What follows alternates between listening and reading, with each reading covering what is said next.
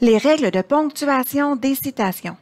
Dans cette petite capsule, vous verrez plusieurs règles de ponctuation des citations qui ont été tirées du site Web de la Banque de dépannage linguistique. Avant de les regarder avec vous, on va commencer par voir ensemble c'est quoi en fait une citation. Alors, la citation, c'est un passage d'un texte qu'on va emprunter à un auteur dans le but d'appuyer ou d'éclairer ce qu'on affirme.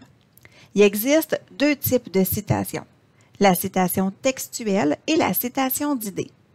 La citation textuelle, c'est un passage de texte ou des paroles de quelqu'un qu'on va reproduire intégralement. La citation d'idées, quant à elle, c'est un emprunt qu'on fait à la pensée d'un auteur, mais qu'on reprend dans nos propres mots, sans trahir ce que l'auteur a dit.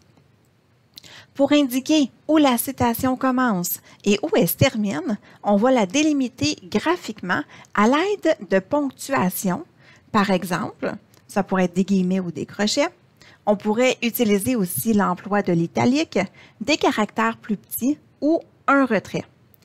On va sélectionner un choix seulement. Il est évidemment inutile d'employer deux marques simultanément. Comme les autres éléments du rapport, il n'y a pas de norme globale pour la ponctuation d'une citation. L'important, c'est d'adopter certaines règles logiques et cohérentes et de s'y tenir tout le long d'un rapport. Je vous présente donc les 4 règles de base de ponctuation des citations telles que vues sur le site Web de la Banque de dépannage linguistique. Donc, la première règle, lorsque le début d'une citation est fondu dans le texte, mais qu'elle se termine par une phrase complète, le point final va être mis à l'extérieur des guillemets, comme dans l'exemple suivant. Il importe, selon elle, de, on ouvre les guillemets, réexaminer le projet. C'est ce qu'indique l'étude de faisabilité. On ferme les guillemets, on met le point final de la phrase.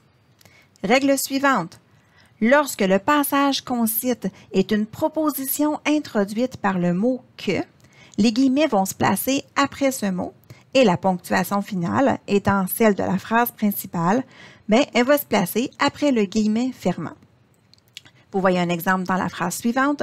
Ce formulaire atteste que, on ouvre les guillemets, les renseignements fournis par le signataire sont exacts, on ferme les guillemets et on met le point à l'extérieur. Autre règle, lorsqu'on cite une phrase complète qui va commencer par une majuscule et qui est annoncée par les 2 points, le signe de ponctuation finale de la phrase citée, qui se place avant le guillemet fermant, termine aussi le texte à l'intérieur duquel se trouve la citation. On ne va donc pas ajouter un nouveau point après la citation, même quand celle-ci a plusieurs lignes.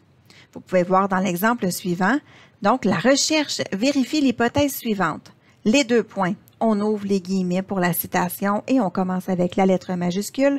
La lecture influe favorablement sur les résultats scolaires des élèves. Fin de la phrase, on met un point, on ferme les guillemets et là, on va commencer notre phrase suivante. La dernière règle maintenant. Lorsqu'une citation est intégrée à une phrase, elle perd sa ponctuation, sauf lorsqu'il s'agit d'un point d'interrogation, d'un point d'exclamation ou des points de suspension. À ce moment-là, on va placer le point final après le guillemet fermant, comme dans l'exemple suivant.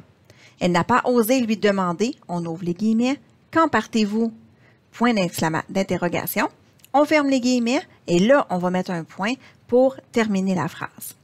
Alors voilà, c'était les 4 règles de ponctuation des citations qu'on va utiliser dans la compétence production de rapport.